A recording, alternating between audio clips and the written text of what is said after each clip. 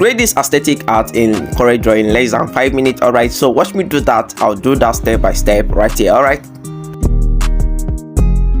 a very simple one. I would like to import my picture, the image I would like to use right here. So it's just a portrait picture. All right, so I'll just import it to my workspace and I'll have it here. You can always adjust it to fit your page. Okay, just very simple. You can adjust it to fit your page, and the first thing I like to do here is to convert it to a grayscale, black and white. So you can just go to your bitmap, then go to mode, then you can see grayscale. So you just click on grayscale, and you can see here is light because we are using a light picture. So you can adjust the gamma, which is the darkness. So you go to effect, you go to adjust, and you click on gamma. So you can bring it down to make it darker, or bring it up so you can increase it to make it lighter, any of the two. So it's based on the picture you are using.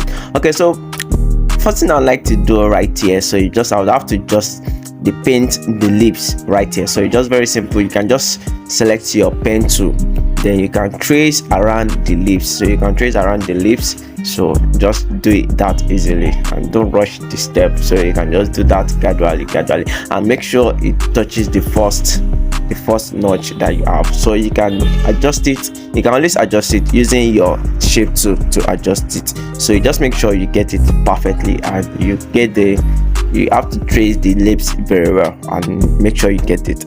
Okay, so you can just fill it with any color of your choice, but I would like to make use of a red lipstick, a red lip paint, or anyhow you just want to call it. Okay, so I like to use red over here. So I'm just trying to make sure I get the shape, the lip shape perfectly. So you can always do that using your shape tool to just make sure you get it perfectly. Okay, then let me just fill the lips with a color.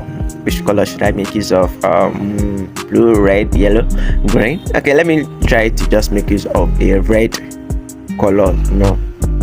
So I can just have a red lipstick or something like that. So you can just fill it with red and make use of your transparency tool. Then you can just go down to overlay.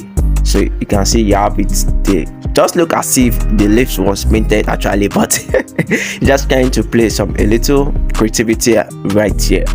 Okay, so you can just always adjust it. So after painting your lips, so you can adjust it, making use of your shape tool, and you can always adjust it right here. So if you need to convert it to curve, you can do that. If you need to convert it to a line, so you can do that. So just make use of your notch and just drag it and adjust it so it suits your taste. Okay, so very quickly, and once I'm done with that, I just have to make use of another thing. Let me just try to put an earring on her hair. I think she's not having an earring. Okay, so I'll just draw a circle, just little stuff. I don't want to do much over here, so I'll just draw a circle and draw a triangle right here. Okay, so just watch me do that. So draw a circle. I can just paint the circle yellow just to cover the hair right there. Okay, so you can just make it, let's say that one is, this is representing an earring right here. So just very simple, you don't need to do much right over here. So you can just have your triangle also.